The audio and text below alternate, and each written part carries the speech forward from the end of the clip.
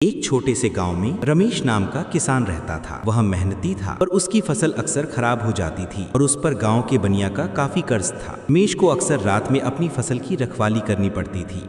एक रात जब रमेश खेत में बैठा था, उसने देखा एक विशाल और शांत उल्लू रोज रात को उसकी झोपड़ी की छत पर आकर बैठ जाता था। रमेश को यह देखकर गुस्सा आया। उसे लगा कि यह उल्लू ही उसकी बदकिस्मती का कारण है। अगले दिन रमेश ने उल्लू को भगाने की पूरी कोशिश की, पर उल्लू बस अपनी जगह से थोड़ा हट जाता और वापस उसी जगह आ बैठता। यह सिलसिला कई दिनों तक चला। एक रात रमेश को झोपड़ी के पास से अजीब सी खड़खड़ाहट सुनाई दी। उसने डरते डरते टॉर्च जलाई और जो देखा उससे उसकी आंखें फटी रह गई। उसने देखा कि कुछ चूहे उसकी झोपड़ी के नीचे छेद कर रहे थे, जहां वह अपनी फसल के बीज और थोड़ा अनाज रखता था। उन चूहों पर झपटने की कोशिश में वही शांत उल्लू लगा हुआ था जो रोज छत पर बैठता था। उल्लू के बार बार आक्रमण से चूहे डरकर भाग गए। उसने धीरे से उल्लू की ओर देखा और सिर झुकाकर माफी मांगी। अगले दिन जब बनिया अपना कर्ज मांगने आया तो रमेश ने उसे अपनी झोपड़ी के पास ले जाकर दिखाया। उल्लू की वजह से उसका बचा हुआ अनाज और बीज बिल्कुल सुरक्षित थे। बनिया प्रभावित हुआ, भले ही उसकी मदद एक उल्लू कर रहा था। उस दिन से रमेश ने सीखा कि जीवन में सबसे सच्चे दोस्त और सबसे बड़ी मदद अक्सर वे होते हैं जो चुपचाप अपना काम करते हैं, बिना किसी प्रशंसा या धन्यवाद की अपेक्षा किए। उसने मुस्कुराकर उल्लू को देखा। अब उसकी झोपड़ी पर बैठा हुआ उल्लू उसके लिए सौभाग्य और सुरक्षा का प्रतीक बन गया था।